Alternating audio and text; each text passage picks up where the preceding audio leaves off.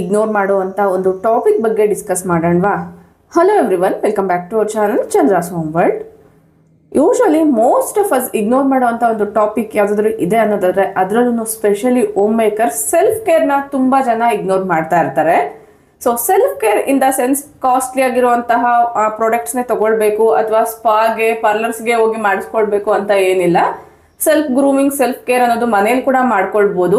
ಮನೇಲಿ ಸಿಗೋಂತಹ ಪದಾರ್ಥಗಳಿಂದನೇ ನಮ್ಮ ಸೆಲ್ಫ್ ಕೇರ್ನ ನಾವು ಯಾವ ತರ ಮಾಡ್ಕೊಳ್ಬೋದು, ನಮಗೋಸ್ಕರ ನಮ್ಮ ಟೈಮ್ನ ನಾವು ಯಾವ ತರ ಸ್ಪೆಂಡ್ ಮಾಡ್ಕೊಳ್ಬೋದು ಅನ್ನೋ ಐಡಿಯಾಸ್ನ ಈ ವಿಡಿಯೋದಲ್ಲಿ ಶೇರ್ ಮಾಡ್ತಾ ಇದ್ದೀನಿ.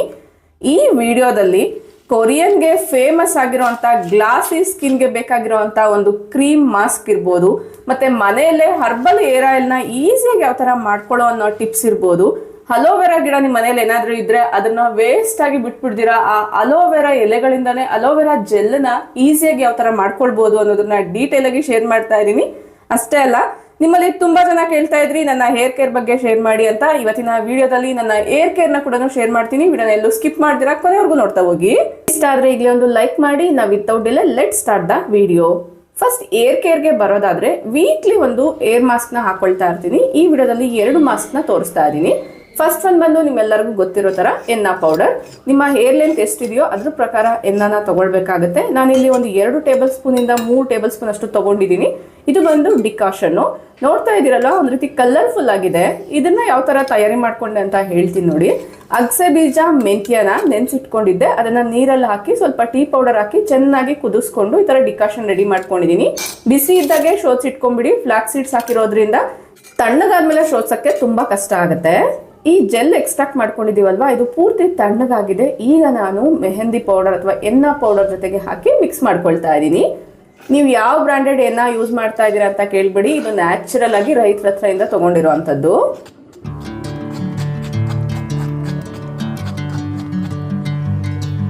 ಇದ್ರ ಜೊತೆ ನೀವು ಬೇಕಂದ್ರೆ ಮೊಸರು ಕೂಡ ಆ್ಯಡ್ ಮಾಡ್ಕೊಳ್ಬೋದು. ಬಟ್ ನಿಮ್ಗೆ ಏನಾದ್ರು ಈ ಮೊಸರು ಇರಿಟೇಷನ್ ಇದೆ ಕೂದಲಿಗೆಲ್ಲ ಹಚ್ಚಿದಾಗ ಅನ್ನೋದಂದ್ರೆ ಮೊಸರನ್ನ ಸ್ಕಿಪ್ ಮಾಡ್ಬೋದು.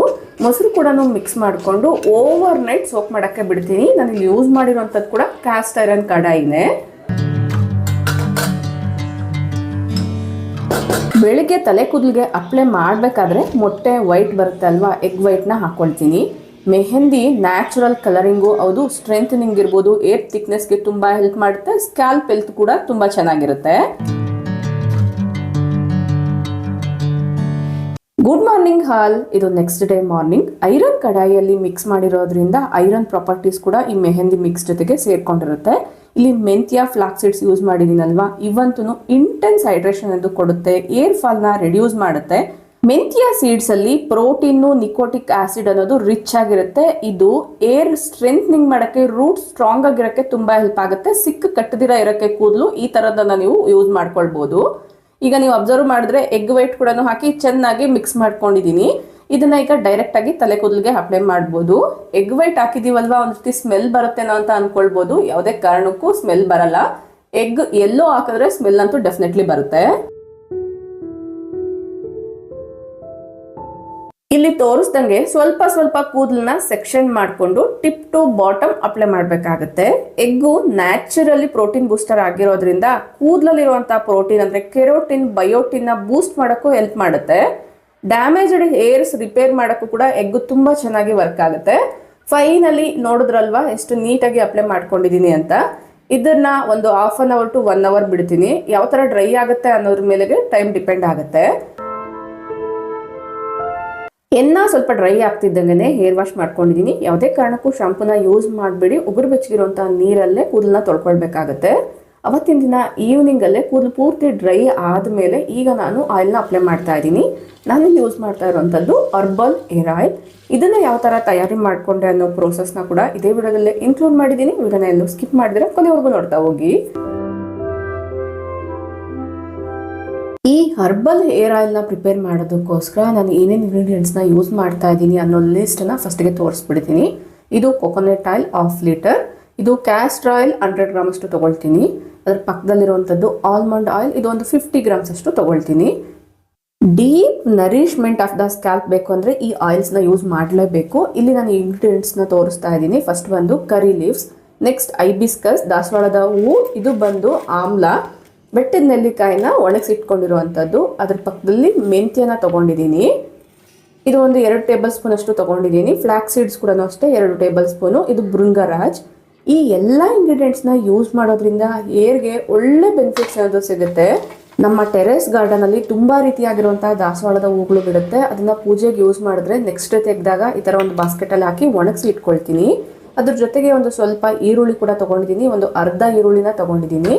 ಈ ಆಯಿಲ್ನ ಮಾಡೋದಕ್ಕೋಸ್ಕರ ಐರನ್ ಕಡಾಯಿನ ಯೂಸ್ ಮಾಡ್ತಾ ಇದ್ದೀನಿ. ಇದು ಕ್ಯಾಸ್ಟ್ ಐರನ್ ಬಾಂಡ್ಲಿ.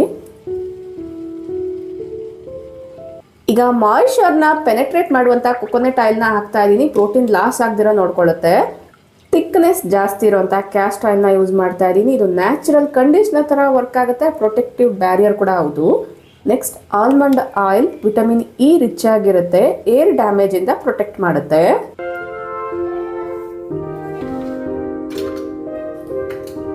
ಈಗ ಇದರಲ್ಲಿ ಎಲ್ಲ ಹರ್ಬ್ಸ್ನ ಹಾಕೊಂಡ್ಬಿಡ್ತೀನಿ. ಅದ್ರ ಜೊತೆಗೆ ಕೆಲವೊಂದು ಸೀಡ್ಸ್ ಏನು ಇಟ್ಕೊಂಡಿದ್ದೀನಿ ಎಲ್ಲದನ್ನ ಒಟ್ಟಿಗೆ ಹಾಕಬೇಕಾಗುತ್ತೆ. ಆಯಿಲ್ ತಣ್ಣಗಿದ್ದಾಗಲೇ ಹಾಕಬೇಕಾಗತ್ತೆ. ಇಲ್ಲಿ ನಾನು ಯೂಸ್ ಮಾಡ್ತಾ ಇರುವಂಥ ಪ್ರತಿಯೊಂದು ಹರ್ಬಿಂದ ನಮ್ಮ ಹೇರ್ ಗ್ರೋತ್ಗೆ ಇರ್ಬೋದು, ಏರ್ ಕಂಡೀಷನಿಂಗ್ ಇರ್ಬೋದು, ತುಂಬಾನೇ ಬೆನಿಫಿಟ್ಸ್ ಇದೆ.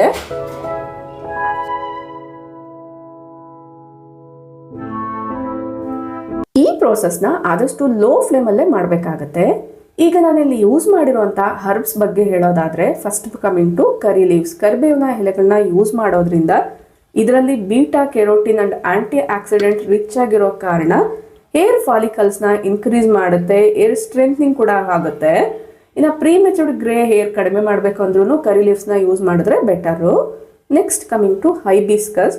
ದಾಸವಾಳದ ಹೂವಿನಲ್ಲಿ rich in amino acids and vitamins.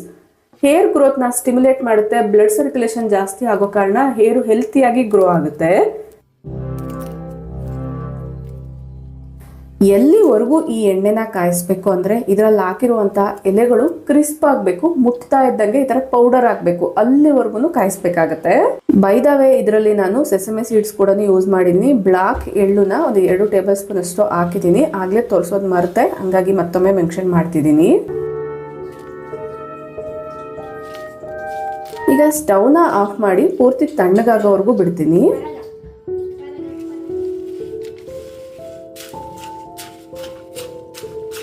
ಕೇಳಿಸ್ಕೊಳ್ತಿದ್ದೀರಲ್ವಾ, ಎಲ್ಲ ಹರ್ಬ್ಸು ಕೂಡ ತುಂಬಾನೇ ಕ್ರಿಸ್ಪ್ ಆಗಿದೆ. ಈಗ ಈ ಎಣ್ಣೆನ ಶೋಧಿಸ್ಕೊಳ್ಬೇಕಾಗತ್ತೆ. ಓವರ್ ನೈಟ್ ಇದೇ ತರ ಬಿಟ್ಬಿಟ್ಟು ನೆಕ್ಸ್ಟ್ ಡೇ ಮಾರ್ನಿಂಗ್ ಶೋಧಿಸ್ಕೊಳ್ತೀನಿ. ಸ್ಮೆಲ್ ಅಂತೂ ತುಂಬಾ ಚೆನ್ನಾಗಿ ಬರ್ತಾ ಇರುತ್ತೆ. ಸ್ವಲ್ಪ ಕ್ವಾಂಟಿಟಿಯಲ್ಲಿ ಆಯಿಲ್ನ ತಗೊಂಡು ಇಮ್ಮಿಡಿಯೇಟ್ ಆಗಿ ನಾನು ಹೇರ್ಗೆ ಅಪ್ಲೈ ಮಾಡ್ಕೊಳ್ತಾ ಇದ್ದೀನಿ. ಹೆನ್ನ ಪ್ಯಾಕ್ನ ಯೂಸ್ ಮಾಡಿದ ನೆಕ್ಸ್ಟ್ ಡೇ ಕಂಪಲ್ಸರಿ ಏರ್ ಆಯಿಲ್ನ ಅಪ್ಲೈ ಮಾಡಲೇಬೇಕಾಗತ್ತೆ. ಸೊ ಹಂಗಾಗಿ ಏರ್ ಆಯಿಲ್ನ ಅಪ್ಲೈ ಮಾಡಿಕೊಂಡು ಹೇರ್ ವಾಶ್ ಮಾಡ್ಕೊಳ್ಳೋದಾದ್ರೆ ನಾವು ಏನು ಎಣ್ಣೆ ಹಾಕೊಂಡಿದ್ದೀವಿ ಅದರ ಕಲರ್ ಅನ್ನೋದು ತುಂಬಾ ಚೆನ್ನಾಗಿ ಬರುತ್ತೆ. ರೆಡ್ಡಿಶ್ ಬ್ರೌನ್ ಬರುತ್ತೆ.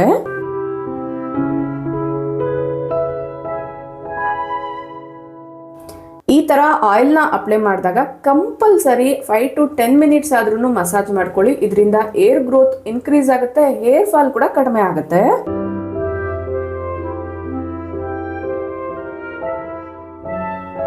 ಟೈಮ್ ಇಲ್ಲ ಅಂದ್ರೆ ಮಿನಿಮಮ್ 1 ಅವರ್ ಆದ್ರೂ ಬಿಟ್ಟು ಹೇರ್ ವಾಶ್ ಮಾಡ್ಕೊಳ್ಬೇಕಾಗತ್ತೆ. ಇಲ್ಲ ಅಂದ್ರೆ ಈವ್ನಿಂಗ್ ಟೈಮಲ್ಲಿ ಈ ತರ ಅಪ್ಲೈ ಮಾಡಿ ಜಡೆ ಹಾಕೊಂಡ್ರೆ ನೆಕ್ಸ್ಟ್ ಡೇ ಮಾರ್ನಿಂಗ್ಗೆ ಸ್ನಾನ ಮಾಡ್ಕೊಳ್ಬಹುದು, ಅಂದ್ರೆ ಹೇರ್ ವಾಶ್ ಮಾಡ್ಕೊಳ್ಬಹುದು. This is one process of air mask. ಈಗ ಸೆಕೆಂಡ್ ಏರ್ ಮಾಸ್ಕ್ ಯಾವುದು ಅಂತ ನೋಡೋಣವಾ.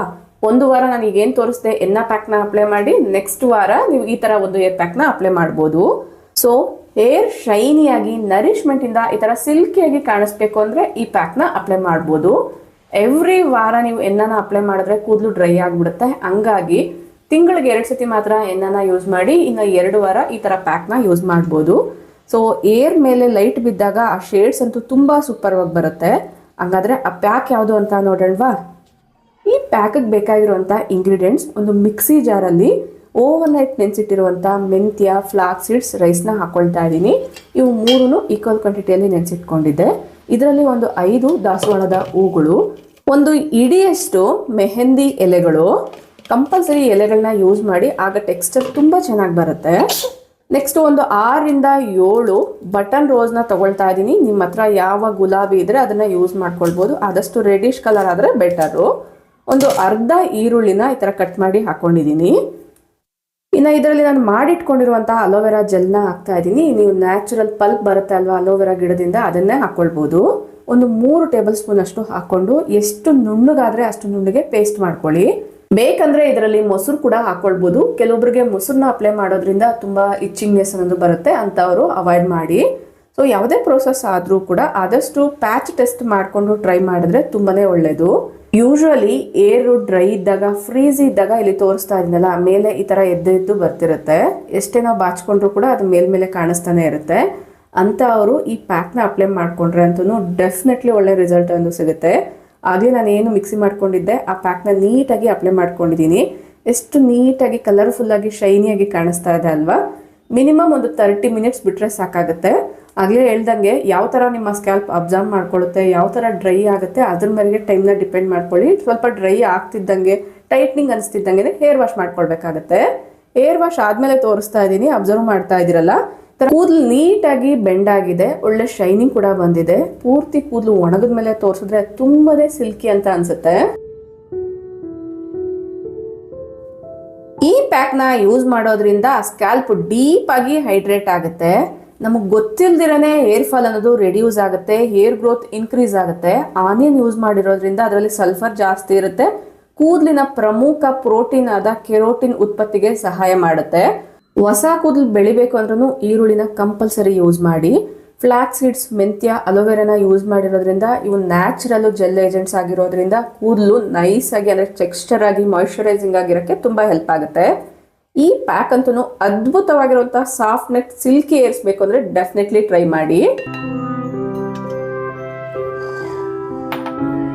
ನಿಮ್ ಜೊತೆ ಮಾತಾಡ್ತಾ ಇದ್ದಂಗೆನೆ ಹೇರ್ ಆಯಿಲ್ ಪೂರ್ತಿ ತಣ್ಣಗಾಯ್ತು. ಈಗ ಅದನ್ನ ಶೋಧಿಸ್ಕೊಳ್ತಾ ಇದ್ದೀನಿ. ಅಬ್ಸರ್ವ್ ಮಾಡ್ತಾ ಇರ್ಬೋದು, ಶೋಧಿಸೋದಕ್ಕೋಸ್ಕರ ನಾನು ತೆಳ್ಳಗಿರುವಂತ ಬಟ್ಟೆನ ಯೂಸ್ ಮಾಡ್ತಾ ಇದ್ದೀನಿ. ಆದಷ್ಟು ಕಲರ್ ಹೋಗದೆ ಇರುವಂತ ಬಟ್ಟೆನ ಯೂಸ್ ಮಾಡಿದ್ರೆ ಬೆಟರು. ಇಲ್ಲಿ ತೋರಿಸ್ದಂಗೆ ಫೋಲ್ಡ್ ಮಾಡಿ ಆದಷ್ಟು ಆ ಹರ್ಬ್ಸ್ ಅಲ್ಲಿರುವಂತ ಎಲ್ಲ ಆಯಿಲ್ನ ಕೂಡ ಸ್ವೀಸ್ ಮಾಡ್ಕೊಳ್ಬೇಕಾಗತ್ತೆ. ಅಬ್ಸರ್ವ್ ಮಾಡ್ತಾ ಇರ್ಬೋದು, ಏರ್ ಆಯಿಲ್ ಕಲರೇ ಚೇಂಜ್ ಆಗ್ಬಿಟ್ಟಿದೆ. ಈ ಆಯಿಲ್ ನಲ್ಲಿ ವಿಟಮಿನ್ ಇ ಕ್ಯಾಪ್ಸೂಲ್ಸ್ ಬರುತ್ತೆ ಅಲ್ವಾ, ಆ ಕ್ಯಾಪ್ಸೂಲ್ಸ್ ನ 4 ಹಾಕಿದೀನಿ. ಬಟ್ ಅದನ್ನ ಕ್ಯಾಪ್ಚರ್ ಮಾಡೋದು ಮರ್ತೋಗಿದ್ದೀನಿ, ಸೊ ಹಂಗಾಗಿ ಮೆನ್ಷನ್ ಮಾಡ್ತಾ ಇದ್ದೀನಿ. ಆಯಿಲ್ ಪೂರ್ತಿ ತಣ್ಣಗಾದ್ಮೇಲೆ ಒಂದು ಏರ್ ಟೈಟ್ ಕಂಟೈನರ್ ಅಲ್ಲಿ ಹಾಕೊಂಡು 1 ರಿಂದ 3 ತಿಂಗಳವರೆಗೂ ಉಪಯೋಗಿಸ್ಕೊಳ್ಬಹುದು.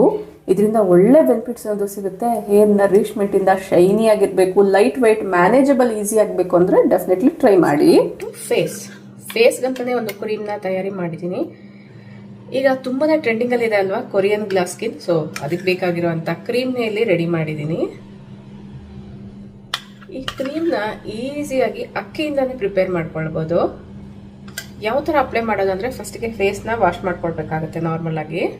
ಈಗ ಈ ಕ್ರೀಮ್ನ ಅಪ್ಲೈ ಮಾಡ್ಕೋಬೇಕು. ಯಾವ ತರ ಅಂದ್ರೆ ಮಾಸ್ಕ್ ತರ. ನಿಜ ಹೇಳ್ಬೇಕು ಅಂದ್ರೆ ಈ ಕ್ಲಿಪ್ಪಿಂಗ್ಸ್ ಎಲ್ಲ ತೋರಿಸೋದು ಬೇಡ ಅನ್ಕೊಂಡಿದ್ದೆ. ರಿಯಾಲಿಟಿ ತೋರಿಸೋದಕ್ಕೋಸ್ಕರ ಈ ಕ್ಲಿಪ್ಪಿಂಗ್ಸ್ ನಾನು ಆಡ್ ಮಾಡಿದ್ದೀನಿ. ಈಗ ಈ ಕೊರಿಯನ್ ಕ್ರೀಮ್ ಮಾಸ್ಕ್ನ ಯಾವ ಥರ ಅಕ್ಕಿಯಿಂದ ಈಸಿಯಾಗಿ ತಯಾರಿ ಮಾಡ್ಕೊಳ್ಬೋದು ಅಂತ ನೋಡೋಣ. ಇಲ್ಲಿ ಅಬ್ಸರ್ವ್ ಮಾಡಿದ್ರೆ ಅಕ್ಕಿನ ಒಂದು 3 ರಿಂದ 4 ಟೇಬಲ್ ಸ್ಪೂನ್ ಅಷ್ಟು ತಗೊಂಡು 5 ರಿಂದ 8 ಗಂಟೆಗಳ ಕಾಲ ನೆನೆಸಿಟ್ಕೊಳ್ಬೇಕಾಗತ್ತೆ. ಕಂಪಲ್ಸರಿ ಮಿನಿಮಮ್ ಒಂದು 5 ಅವರ್ ಆದ್ರೂ ನೆನೆಸಿಟ್ಕೊಳ್ಬೇಕಾಗತ್ತೆ. ಚೆನ್ನಾಗಿ ನೆಂದಿರುವಂಥ ಅಕ್ಕಿನ ಒಂದು ಮಿಕ್ಸಿ ಜಾರಲ್ಲಿ ಹಾಕೊಂಡು ಸ್ವಲ್ಪ ನೀರು ಕೂಡ ಹಾಕೊಂಡು ಎಷ್ಟು ನುಣ್ಣಗಾದ್ರೆ ಅಷ್ಟು ನುಣ್ಣಗೆ, ಲಿಕ್ವಿಡ್ ತರ ಆದ್ರೂ ಪರವಾಗಿಲ್ಲ, ನುಣ್ಣಗೆ ರುಬ್ಕೋಬೇಕಾಗತ್ತೆ. ಸ್ವಲ್ಪ ನೀರು ಕೂಡ ಆ್ಯಡ್ ಮಾಡಿಕೊಂಡು ಇಲ್ಲಿ ಅಬ್ಸರ್ವ್ ಮಾಡ್ತಾ ಇದ್ರಲ್ಲ, ನುಣ್ಣಗೆ ರುಬ್ಕೊಂಡಿದ್ದೀನಿ. ಸ್ವಲ್ಪನೂ ತರಿ ಇರಬಾರ್ದು. ಈಗ ಸ್ಟವ್ ಮೇಲೆ ಒಂದು ಪಾತ್ರೆನ ಇಟ್ಕೊಂಡು ಅದರಲ್ಲಿ ನಾವು ರುಬ್ಬಿಟ್ಕೊಂಡಿರುವಂಥ ಈ ಅಕ್ಕಿ ನೀರನ್ನ ಹಾಕೊಳ್ಬೇಕಾಗತ್ತೆ.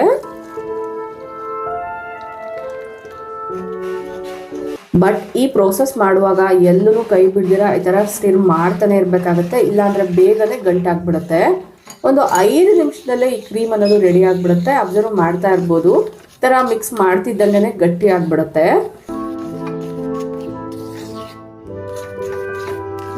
ಕೊರಿಯನ್ ಗ್ಲಾಸ್ ಸ್ಕಿನ್ ಗ್ಲೋ ಅಲ್ಲಿ ಕಂಪಲ್ಸರಿ ರೈಸ್ನ ಯೂಸ್ ಮಾಡ್ತಾರೆ. Rice antioxidant with vitamin D rich ಆಗಿರುತ್ತೆ. ಫೇಸ್ ಮೇಲಿರುವಂತ ಡಾರ್ಕ್ ಮಾರ್ಕ್ಸ್ ನ ರಿಮೂವ್ ಮಾಡಕ್ಕೆ, ಪಿಂಪಲ್ ಮಾರ್ಕ್ಸ್ ನ ರಿಮೂವ್ ಮಾಡಕ್ಕೆ, ಸ್ಕಿನ್ ಬ್ರೈಟ್ನಿಂಗ್ ಆಗಿರಕ್ಕೆ ಈ ಒಂದು ರೈಸ್ ತುಂಬಾನೇ ಯೂಸ್ ಆಗುತ್ತೆ. ಈ ಅಕ್ಕಿ ಗಂಜಿಯಲ್ಲಿ ಸ್ಟಾರ್ಚ್ ಜಾಸ್ತಿ ಇರೋದ್ರಿಂದ ಸ್ಕಿನ್ ಮೇಲೆ ಆಗುವಂತ ರಿಂಕಲ್ಸ್ ನ ಕಡಿಮೆ ಮಾಡಿ ಎಲಾಸ್ಟಿಸಿಟಿ ಅನ್ನೋದು ಇನ್ಕ್ರೀಸ್ ಆಗುತ್ತೆ. ಈಗ ಸ್ಕ್ರೀನ್ ಗೆ ಬರೋದಾದ್ರೆ ನಾವು ಏನ್ ರೆಡಿ ಮಾಡ್ಕೊಂಡಿದೀವಿ ಅಕ್ಕಿ ಕ್ರೀಮ್, ಅದು ಪೂರ್ತಿ ತಣ್ಣಗಾದ್ಮೇಲೆ ಒಂದು ಮಿಕ್ಸಿ ಜಾರ್ ಅಲ್ಲಿ ಹಾಕೊಂಡು ಅದರಲ್ಲಿ ಅಲೋವೆರಾ ಜೆಲ್ ಕೂಡ ಹಾಕೊಳ್ಬೇಕಾಗತ್ತೆ. ವಿಟಮಿನ್ ಇ ಕ್ಯಾಪ್ಸೂಲ್ಸ್ ಎಲ್ಲ ಮೆಡಿಕಲ್ ಶಾಪ್ಸ್ ಅಲ್ಲೂ ಸಿಗುತ್ತೆ. ಇದರ ಲಿಂಕ್ ನ ಡಿಸ್ಕ್ರಿಪ್ಷನ್ ಕೂಡ ಟ್ಯಾಗ್ ಮಾಡಿರ್ತೀನಿ. ಒಂದು 3ರಿಂದ 4 ಹಾಕ್ಕೊಂಡಿದ್ದೀನಿ. ಇದರಲ್ಲಿ ಆಲ್ಮಂಡ್ ಆಯಿಲ್ನ ಒಂದು 3 ಸ್ಪೂನ್ ಅಷ್ಟು ಹಾಕ್ಕೊಂಡಿದ್ದೀನಿ. ಟೇಬಲ್ ಸ್ಪೂನಲ್ಲಿ ಹೇಳೋದಾದರೆ ಅರೌಂಡ್ ಒಂದು 2 ಟೇಬಲ್ ಸ್ಪೂನ್ ಅಷ್ಟಾದ್ರೂ ಹಾಕ್ಕೊಳ್ಳೇಬೇಕಾಗುತ್ತೆ.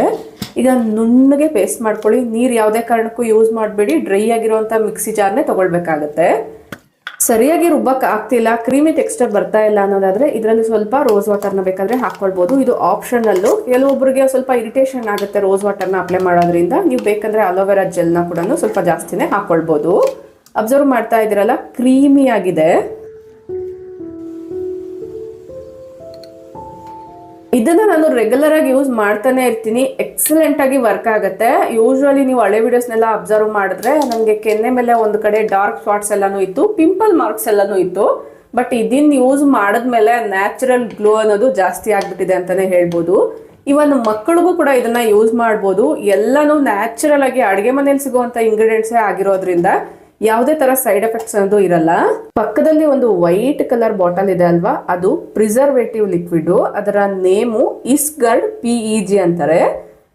ಈ ಲಿಕ್ವಿಡ್ ನ ಯೂಸ್ ಮಾಡೋದ್ರಿಂದ ಇದೇ ಕ್ರೀಮ್ ನ ಫ್ರಿಡ್ಜ್ ಅಲ್ಲಿ ಒಂದು 10ರಿಂದ 15 ದಿನ ಇಟ್ಟು ಯೂಸ್ ಮಾಡ್ಕೊಳ್ಬಹುದು. ಒಂದು ವೇಳೆ ನೀವು ಆ ಪ್ರಿಸರ್ವೇಟಿವ್ ಯೂಸ್ ಮಾಡಲ್ಲ ಅನ್ನೋದಾದ್ರೆ ಒಂದು 4ರಿಂದ 5 ದಿನದವರೆಗೂ ಮಾತ್ರನೇ ಫ್ರಿಡ್ಜ್ ಅಲ್ಲಿ ಇಟ್ಟು ಯೂಸ್ ಮಾಡ್ಕೊಳಕ್ಕಾಗತ್ತೆ.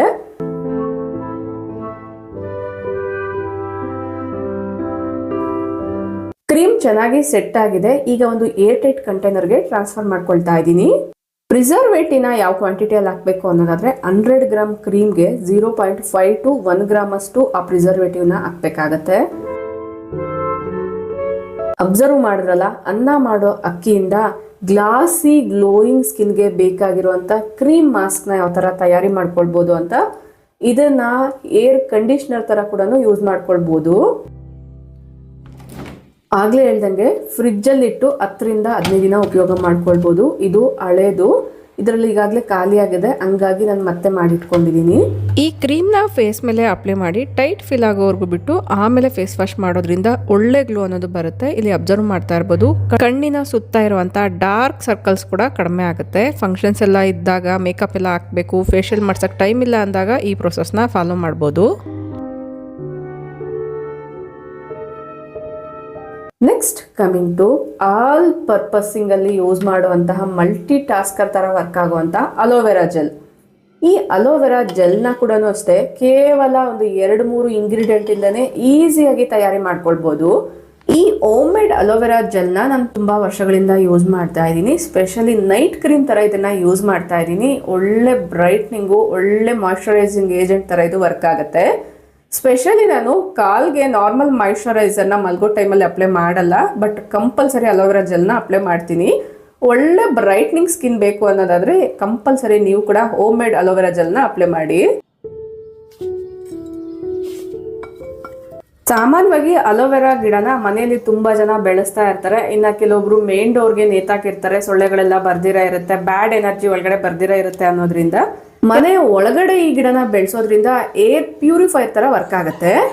ನಮ್ಮನೆ ಟೆರೆಸ್ ಗಾರ್ಡನ್ ಅಲ್ಲಿರುವಂತಹ ಅಲೋವೆರಾ ಗಿಡದಿಂದ ಈ ತರ ಒಂದು 8ರಿಂದ 10 ಬ್ರಾಂಚಸ್ನ ಕಟ್ ಮಾಡ್ಕೊಂಡಿದ್ದೀನಿ. ಈ ಎಲೆಗಳಲ್ಲಿ ಯೆಲ್ಲೋಯಿಶ್ ಜೆಲ್ ಅನ್ನೋದು ಬರುತ್ತೆ. ಆ ಜೆಲ್ ರಿಮೂವ್ ಆಗೋವರೆಗೂ ಈ ತರ ಒಂದು ಸೈಡಲ್ಲಿ ಇಟ್ಬಿಡ್ತೀನಿ. ಒಂದು ಪಾತ್ರೆಯಲ್ಲಿ ಸ್ವಲ್ಪ ಅರಿಶಿನ ಹಾಕೊಂಡು ಆ ನೀರಲ್ಲಿ ಇಡ್ತಾ ಇದ್ದೀನಿ. ನೀವು ನಾರ್ಮಲ್ ಆಗಿ ಒಂದು ಪ್ಲೇಟ್ ಮೇಲೆ ಇಟ್ಟರು ಕೂಡ ಆ ಜೆಲ್ ಅನ್ನೋದು ಬಂದ್ಬಿಡುತ್ತೆ. ಆ ಜೆಲ್ನ ತೆಗಿದಿರ ಉಪಯೋಗ ಮಾಡೋದಾದ್ರೆ ಇಚ್ಚಿಂಗ್ ಅನ್ನೋದು ಕಂಪಲ್ಸರಿ ಬರುತ್ತೆ. ಅಲೋವೆರಾ ಜೆಲ್ ಕೆಲವೊಬ್ರಿಗೆ ಆಗಲ್ಲ ಅಂತಾರಲ್ವಾ, ಆ ಯೆಲ್ಲೋಯಿಶ್ ಜೆಲ್ ಇಂದಾನೆ. ಈಗ ಮಿನಿಮಮ್ ಒಂದು 1/2 hour to 1 hour ಏನೋ ಬಿಟ್ಟಿದ್ದೀನಿ. ಈಗ ಈ ಎಲೆಗಳನ್ನೆಲ್ಲ ನೀಟಾಗಿ ವಾಶ್ ಮಾಡ್ಕೊಳ್ತೀನಿ.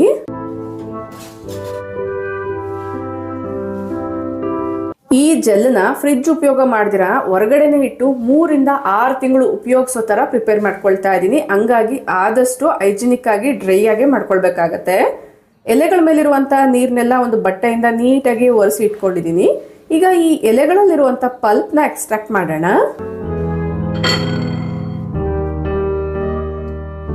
ಫಸ್ಟ್ ಈ ಮುಳ್ಳು ಪಾರ್ಟ್ ಏನಿರುತ್ತೆ 2 ಸೈಡ್ನ ಕೂಡ ತೆಗೆದ್ಬಿಟ್ಟು ಮಧ್ಯದಲ್ಲಿ ನಾವು ಪಲ್ಪ್ನ ಎಕ್ಸ್ಟ್ರಾಕ್ಟ್ ಮಾಡ್ಕೊಳ್ಬೇಕಾಗತ್ತೆ. ತುಂಬಾ ಈಸಿಯಾಗಿ ಮಾಡ್ಕೊಳ್ಬಹುದು. ಇಲ್ಲಿ ವಿಡಿಯೋದಲ್ಲಿ ಏನು ತೋರಿಸ್ತಾ ಇದ್ದೀನಿ ಇದಕ್ಕಿಂತ ತುಂಬಾ ಈಸಿಯಾಗಿ ಮಾಡ್ಕೊಳ್ಬಹುದು. ಬಟ್ ಸ್ಟಾರ್ಟಿಂಗ್ ಸ್ವಲ್ಪ ನಮ್ಗೆ ಕನ್ಫ್ಯೂಷನ್ಸ್ ಅನ್ನೋದು ಆಗುತ್ತೆ. ಪಲ್ಪ್ ನೋಡ್ತಿದ್ದೀರಲ್ಲ, ತುಂಬಾ ಚೆನ್ನಾಗಿ ಬರ್ತಾ ಇದೆ. ಆದಷ್ಟು ಚೆನ್ನಾಗಿ ಬಲ್ತಿರೋ ಅಂತಹ ಅಲೋವೆರಾ ಎಲೆಗಳನ್ನೇ ತಗೊಳ್ಳಿ, ಆಗ ಪಲ್ಪ್ ಕೂಡ ಜಾಸ್ತಿ ಬರುತ್ತೆ. ತುಂಬ ಹೊತ್ತು ನಿಂತ್ಕೊಂಡು ಮಾಡೋದಕ್ಕಿಂತ ಕೂತ್ಕೊಂಡು ಮಾಡ್ಬೋದು ಅನ್ನೋದ್ರಿಂದ ನೆಕ್ಸ್ಟ್ ನಾನು ಎಲ್ಲ ಎಲೆಗಳಲ್ಲಿರುವಂಥ ಪಲ್ಪ್ನ ಕೂತ್ಕೊಂಡೆ ಕಲೆಕ್ಟ್ ಮಾಡ್ಕೊಂಡಿದ್ದೀನಿ. ಅಬ್ಸರ್ವ್ ಮಾಡ್ತಾ ಇರ್ಬೋದು. ಮಾಡೋಕ್ಕೆ ತಿನ್ಬೋದು. ಎಸ್ ತಿನ್ಬೋದು, ಅಲೋವೆರಾ ತಿನ್ಬೋದು. ಟೇಸ್ಟ್ಲೆಸ್ ಇರುತ್ತೆ.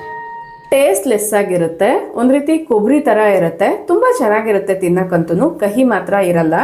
ಬೆಳಗ್ಗೆ ಎದ್ದಿದ ಕೂಡಲೇ ಖಾಲಿ ಹೊಟ್ಟೆಯಲ್ಲಿ ತಿನ್ನೋದ್ರಿಂದ ಒಳ್ಳೆ ಹೆಲ್ತ್ ಬೆನಿಫಿಟ್ಸ್ ಅನ್ನೋದು ಇದೆ. ಈ ಪಲ್ಪ್ನ ಮಿಕ್ಸಿ ಜಾರಲ್ಲಿ ಹಾಕೊಂಡು ಸ್ವಲ್ಪ ನೀರು ಹಾಕಿದ್ರೆ ನುಣ್ಣಗೆ ಪೇಸ್ಟ್ ಮಾಡ್ಕೊಂಡು ಬರಬೇಕಾಗುತ್ತೆ. ಯಾವುದೇ ಕಾರಣಕ್ಕೂ ನೀರನ್ನ ಟಚ್ ಮಾಡಲೇಬೇಡಿ. ಈ ಪ್ರೋಸೆಸ್ ಮಾಡಬೇಕಾದ್ರೆ ಆದಷ್ಟು ಕೈಗಳು ಡ್ರೈ ಆಗಿರಬೇಕು, ಇಲ್ಲ ಗ್ಲೌಸ್ ಯೂಸ್ ಮಾಡಿದ್ರೆ ಬೆಟರು. ಇಲ್ಲಿ ತೋರಿಸ್ದಂಗೆ ನೀಟಾಗಿ ಇದನ್ನ ಶೋಧಿಸ್ಕೊಂಡಿದ್ದೀನಿ. ಎಷ್ಟೇ ನುಣ್ಣಗೆ ಮಿಕ್ಸಿಗೆ ಹಾಕಿದ್ರು ಕೂಡ ಸ್ವಲ್ಪ ಜಾಸ್ತಿ ನೊರೆ ಬರೋ ಕಾರಣ ಇದರಲ್ಲಿ ಏನಾದ್ರು ಪಲ್ಪ್ ಇದ್ರೂ ಕಾಣಲ್ಲ. ಹಂಗಾಗಿ ಈ ನೊರೆ ಎಲ್ಲ ಹೋಗೋವರೆಗೂ ವೇಟ್ ಮಾಡಬೇಕಾಗತ್ತೆ. ಸೈಡ್ಗಿಟ್ಟು ಒಂದು 1/2 hour ಬಿಡಿ. ಇನ್ನೊಂದು ಕಡೆ ಒಂದು ಬೌಲಲ್ಲಿ ಕಾರ್ಬೂಮರ್ 940 ಅನ್ನೋ ಪೌಡರ್ ಸಿಗುತ್ತೆ. ಈ ಪೌಡರ್ನ ಸ್ವಲ್ಪ ರೋಸ್ ವಾಟರ್ ಜೊತೆಗೆ ಮಿಕ್ಸ್ ಮಾಡ್ಕೊಂಡಿದ್ದೀನಿ. ಇದು ಜೆಲ್ ಫಾರ್ಮೇಷನ್ ಬರೋಕ್ಕೆ ತುಂಬ ಹೆಲ್ಪ್ ಮಾಡುತ್ತೆ. ಈ ಪೌಡರ್ನ ಯೂಸ್ ಮಾಡೋದ್ರಿಂದ ಯಾವುದೇ ಥರ ಸ್ಕಿನ್ ಇಶ್ಯೂಸ್ ಅನ್ನೋದು ಆಗಲ್ಲ. ಇದರಿಂದ ಸ್ಕಿನ್ಗೆ ಒಳ್ಳೇದು ಹೊತ್ತು ಡ್ಯಾಮೇಜ್ ಅಂತೂ ಆಗಲ್ಲ. ಜೆಲ್ ಫಾರ್ಮೇಷನ್ ಆಗೋದಕ್ಕೆ ಇದು ಹೆಲ್ಪ್ ಆಗುತ್ತೆ. ಸ್ಕಿನ್ ವೈಟ್ನಿಂಗ್ ಕ್ರೀಮ್ಸಲ್ಲಿ ಇದನ್ನು ಜಾಸ್ತಿ ಯೂಸ್ ಮಾಡ್ತಾರೆ. ಈ ನೊರೆ ಎಲ್ಲ ಹೋಗೋವರೆಗೂ ವೇಟ್ ಮಾಡಬೇಕಾಗತ್ತೆ. ಈ ನೊರೆ ಹೋದ್ಮೇಲೆ ನಾನು ಅಬ್ಸರ್ವ್ ಮಾಡಿದೆ, ಲಿಕ್ವಿಡ್ ಸ್ವಲ್ಪ ತಿನ್ನಾಗೆ ಇತ್ತು. ಹಂಗಾಗಿ ಜೆಲ್ ಫಾರ್ಮೇಷನ್ ಇನ್ನೂ ಸ್ವಲ್ಪ ಚೆನ್ನಾಗಿ ಆಗಲಿ ಅನ್ನೋದ್ರಿಂದ ಮತ್ತಷ್ಟು ಕಾರ್ಬೂಮರ್ ಪೌಡರ್ನ ಆ್ಯಡ್ ಮಾಡಿದ್ದೀನಿ. ಮೇಲೆ ಸ್ಪ್ರಿಂಕಲ್ ಮಾಡಿದ್ರೂ ಏನು ಪ್ರಾಬ್ಲಮ್ ಇಲ್ಲ. ಸೆಟ್ ಆಗಕ್ಕೆ ಸ್ವಲ್ಪ ಜಾಸ್ತಿ ಟೈಮ್ ತೊಗೊಳುತ್ತೆ ಅಷ್ಟೇ. ಓವರ್ ನೈಟ್ ಬಿಟ್ಟ ಮೇಲೆ ನೆಕ್ಸ್ಟ್ ಡೇ ಮಾರ್ನಿಂಗ್ ತೋರಿಸ್ತಾ ಇದ್ದೀನಿ. ಜೆಲ್ ಚೆನ್ನಾಗಿ ಎಕ್ಸ್ಟ್ರಾಕ್ಟ್ ಆಗಿದೆ. ಇದರಲ್ಲಿ ನಾನೀಗ ಪ್ರಿಸರ್ವೇಟಿವ್ನ ಯೂಸ್ ಮಾಡ್ತಾ ಇದ್ದೀನಿ. ಈಸ್ಟ್ ಗಾರ್ಡ್ PEG ಅನ್ನೋ ಪ್ರಿಸರ್ವೇಟಿವ್ನ. ಇದು ಎಲ್ಲ ಆನ್ಲೈನ್ ಶಾಪ್ಸಲ್ಲೂ ಸಿಗುತ್ತೆ. ಇದರ ಲಿಂಕ್ನ ಕೂಡ ಟ್ಯಾಗ್ ಮಾಡಿರ್ತೀನಿ, ಇಂಟ್ರೆಸ್ಟ್ ಇರೋರು ಚೆಕ್ ಮಾಡಿ. ಈ ಲಿಕ್ವಿಡ್ನ ಹಾಕ್ಬಿಟ್ಟು ಚೆನ್ನಾಗಿ ಮಿಕ್ಸ್ ಮಾಡಿ ಒಂದು ಏರ್ಟೈಟ್ ಕಂಟೈನರಲ್ಲಿ ಹಾಕಿ ಇಟ್ಕೊಳ್ತಾ ಇದ್ದೀನಿ. ಆಗಲೇ ಹೇಳ್ದಂಗೆ ಈ ಜೆಲ್ನ ಹೊರಗಡೆನೆ ಇಟ್ಟು ಯೂಸ್ ಮಾಡ್ತಾ ಇರೋದ್ರಿಂದ ಆದಷ್ಟು ಈ ಜೆಲ್ ಹಾಕಕ್ಕೆ ಯೂಸ್ ಮಾಡುವಂಥ ಎಲ್ಲ ವಸ್ತುಗಳನ್ನ ಕೂಡ ಡ್ರೈ ಆಗಿರೋವಂಥದ್ದನ್ನೇ ಯೂಸ್ ಮಾಡಬೇಕಾಗತ್ತೆ. ಈಗ ಅಬ್ಸರ್ವ್ ಮಾಡ್ತಾ ಇರ್ಬೋದು, ಇನ್ನೂ ಗಟ್ಟಿ ಬೇಕು ಅಂದ್ರೂ ಸ್ವಲ್ಪ ಕಾರ್ಬೂಮರ್ ಪೌಡರ್ನ ಹಾಕ್ಕೊಳ್ಬೋದು. ಬಟ್ ನನಗೆ ಈ ಕನ್ಸಿಸ್ಟೆನ್ಸಿ ಕರೆಕ್ಟಾಗಿ ಮ್ಯಾಚ್ ಆಗುತ್ತೆ. ಹಂಗಾಗಿ ಸ್ವಲ್ಪ ಲಿಕ್ವಿಡ್ ಫಾರ್ಮಲ್ಲೇ ಮಾಡ್ಕೊಂಡಿದ್ದೀನಿ. ಸ್ಕಿನ್ಗೆ ಅಪ್ಲೈ ಮಾಡಿದಾಗ ಪರ್ಫೆಕ್ಟಾಗಿ ಅಬ್ಸರ್ವ್ ಆಗುತ್ತೆ ಅನ್ನೋದ್ರಿಂದ.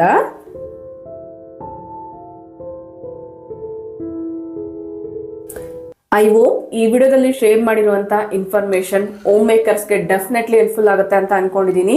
ನಮಗೋಸ್ಕರ ನಾವು ಸ್ಕಿನ್ ಕೇರ್, ಏರ್ ಕೇರ್ ಮಾಡ್ಕೊಳ್ಬೇಕು ಅಂದರೆ ಪಾರ್ಲರ್ಗೆ ಹೋಗೋ ಅವಶ್ಯಕತೆನೇ ಇಲ್ದಿರ ಮನೆಯಲ್ಲೇ ಈಸಿಯಾಗಿ ಮಾಡ್ಕೊಳ್ಬೋದು. ವಿಡಿಯೋ ಇಷ್ಟ ಆದರೆ ಈಗಲೇ ಒಂದು ಲೈಕ್ ಮಾಡಿ, ನಿಮ್ಮ ಫ್ರೆಂಡ್ಸ್ ಆ್ಯಂಡ್ ಫ್ಯಾಮಿಲಿ ಜೊತೆಗೂ ಶೇರ್ ಮಾಡಿ. ನಿಮ್ಮ ಅನಿಸಿಕೆ ಅಭಿಪ್ರಾಯಗಳನ್ನ ಕಮೆಂಟಲ್ಲಿ ತಿಳಿಸಿ. Thank you for watching. ನಮಸ್ತೆ.